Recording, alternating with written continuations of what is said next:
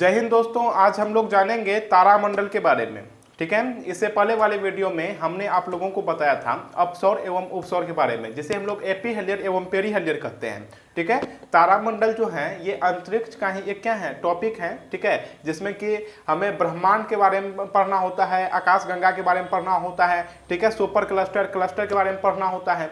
ठीक है, आज हम लोग तारामंडल के बारे में अध्ययन करेंगे और इसके बाद वाले टॉपिक में हम अध्ययन करेंगे नक्षत्र मंडल के बारे में। ठीक है, तो आप अगर हमारे यूट्यूब चैनल नए हैं तो आप हमारे यूट्यूब चैनल से जुड़ सकते हैं। तो चलिए शुरू करते हैं आज के टॉपिक, तारामंडल। ठीक है, तो अभी जो है तारा के समूह को ही तारामंडल कहते हैं और अभी वर्तमान में 89 तारा है। ठीक है, कितने तारा हैं? 89 तारा है।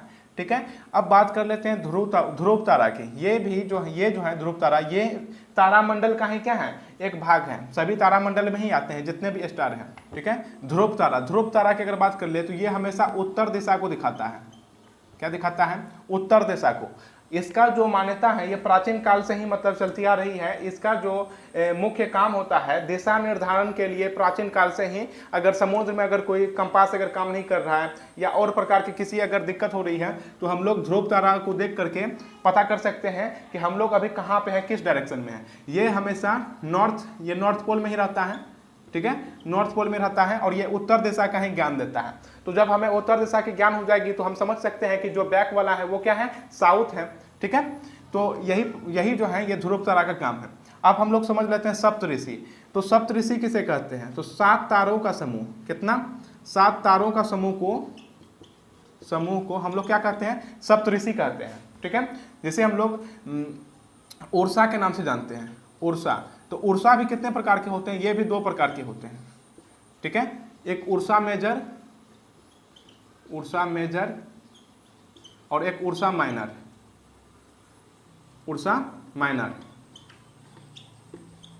ठीक है, उर्सा मेजर यानी वृहत सप्तऋषि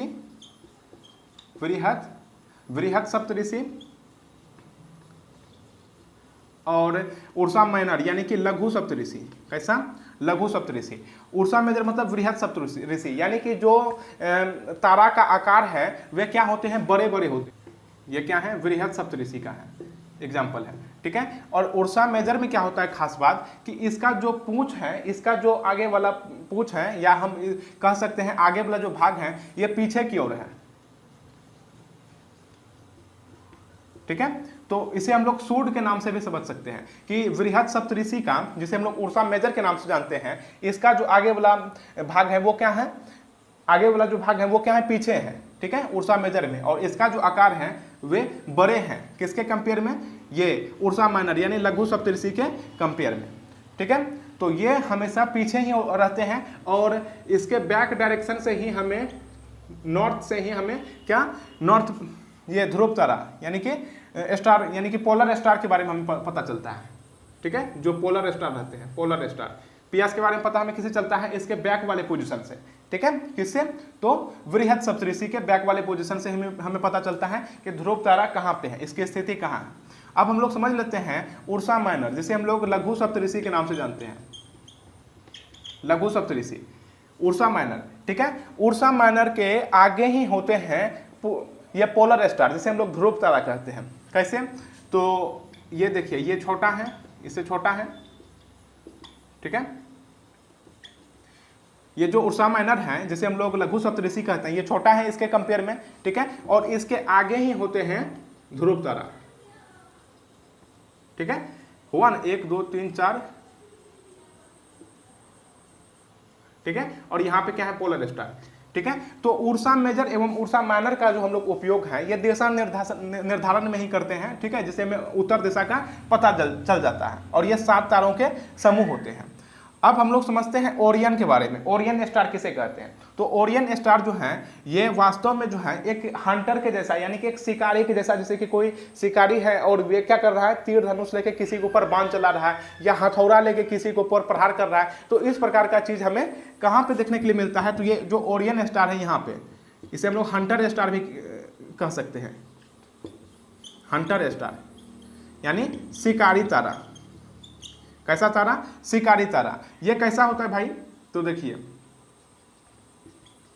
ये इस प्रकार से, फिर एक यहाँ, फिर एक यहाँ, ठीक है। और फिर एक यहाँ, फिर एक यहाँ, ठीक है। कैसे समझेंगे हम इसे कि ये हंटर स्टार है, तो देखिए, ठीक है, और ये यहाँ पे, ठीक।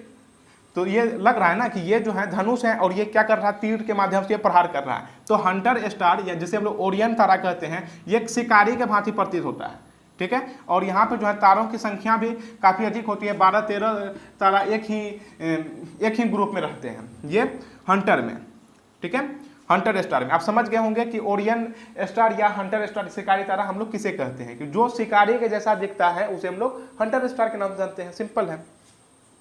अब हम लोग समझ लेते हैं सेंट्रो एवं हाइड्रा तारा। सेंट्रो जो तारा है ये भी ग्रुप में रहते हैं और इसकी भी संख्या काफ़ी अधिक होती है। ये भी 14-15 तारा का एक ग्रुप रहता है, समूह रहता है सेंट्रो तारा। और सबसे जो अधिक ग्रुप है वे हाइड्रा का रहता है। ये 16 से 17 ग्रुप का ही एक तारा रहता है, ठीक है। यानी कि सभी तारा जो है एक ही डायरेक्शन में रहता है, कोई यहाँ पे है, कोई यहाँ पे है, इस प्रकार से, ठीक है।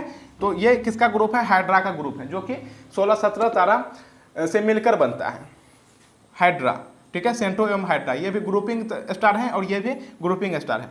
अब हम लोग समझ लेते हैं साइरस को हम लोग डॉग स्टार के नाम से जानते हैं। ये जो है ये चमकीला होते हैं, चमकीला। साइरस को हम लोग कैसा स्टार के नाम से जानते हैं, ये चमकीला तारा होते हैं, ठीक।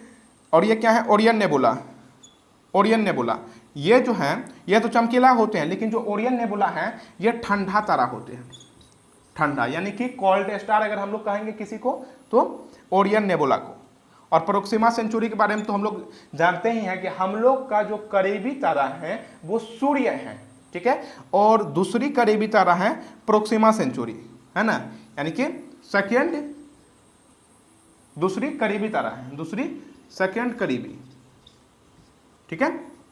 ये प्रोक्सिमा सेंचुरी है और ये तारा जो है हमसे करोड़ों अरबों किलोमीटर दूर में है। जैसे कि बात करें पृथ्वी से सूर्य की दूरी, तो हमने कल ही बताया था 14,97,95,900 किलोमीटर, ठीक है।